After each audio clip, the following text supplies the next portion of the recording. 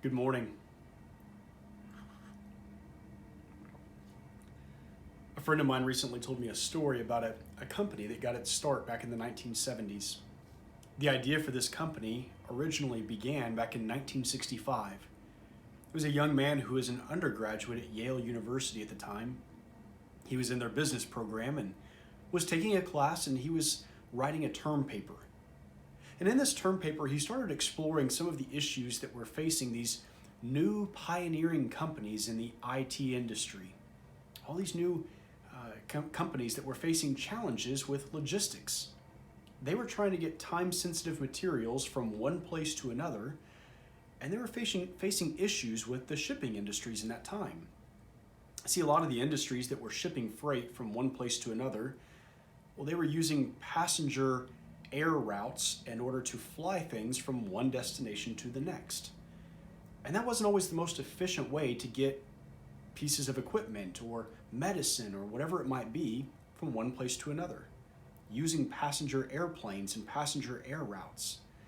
And so he came up with this idea back in 1965 to say, what if we created a whole new industry that was focused on just getting equipment or medicine or time-sensitive materials from one location to another using airfare? He came up with this idea and wrote his term paper about it, turned it into his professor. His professor reviewed it. He thought the idea was terrible. He didn't see that there would be any market for this new industry. He didn't see how the logistics of it would work, or how you'd be able to have the planes to fly from one place to the next and get all of this equipment and material shipped back and forth in such a short amount of time is what he was suggesting. His term paper got a C. He ended up graduating from Yale. After he graduated, he went and served in the Marines for a few years, and then in the 1970s came back and settled in Little Rock, Arkansas. There he bought some controlling interest in a company called Arkansas Aviation Sales. When he got there and he bought this company, he started operating it, and he started running into this problem again that he had encountered back as an undergraduate, the challenges of trying to ship equipment in 1 or 2 days from one place to the next. The air freight was just not a very efficient system at that time. Well, the young man's name was Frederick Smith. And Frederick decided he wanted to start a new company. He went back to that term paper that he had written back in 1965 and the idea for this new industry, and he decided he wanted to give this a shot. So he went out and began trying to raise the money. And it was in 1973 that Frederick Smith began his new company, Federal Express. It was on the first night of its new company that Federal Express delivered 186 packages to 25 different cities across the U.S. on 14 different airplanes. Needless to say, Federal Express, FedEx, has been a huge success since then. Turns out there was a market for this idea. The logistics could be worked out, and it all was going to be possible.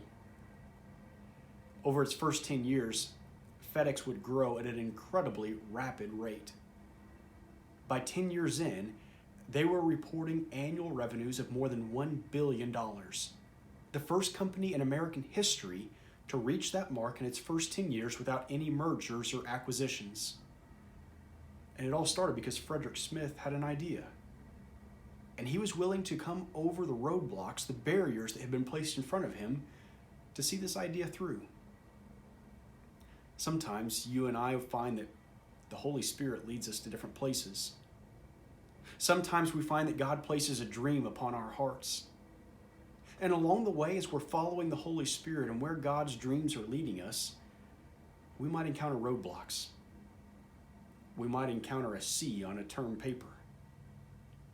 And sometimes when that happens, it can be tempting to give up, to give in to the criticism, the cynicism, the roadblocks and the barriers.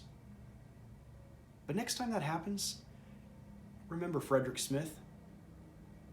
And remember that as long as you and I are following where God is leading us, where the Holy Spirit is taking us, it doesn't matter what roadblocks are placed in front of us. We can continue to persevere knowing that God is with us and that we aren't alone. I hope today you'll be open to where the Holy Spirit is leading you. Spend time in prayer, studying the scriptures, and asking God, how do you want to use me today?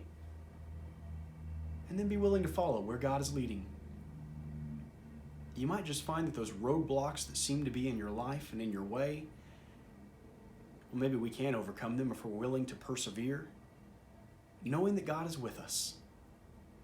And we might just be amazed to see where the Holy Spirit leads us in life. I hope you make it a great day today.